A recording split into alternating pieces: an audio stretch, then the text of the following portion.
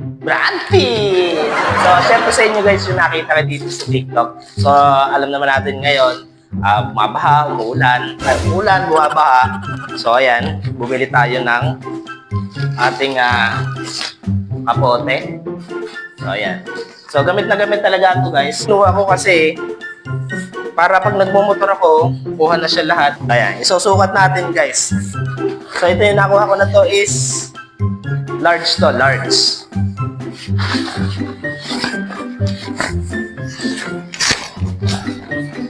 Wow! So, ayan. Makikita nyo, guys.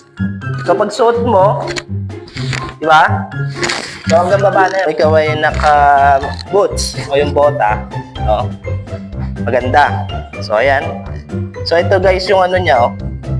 Maganda. Meron na siya ditong rubber o yung basta, yung panghigpit. So, ayan. Tapos, ito, guys. So, hindi talaga papasok kasi, guys, oh.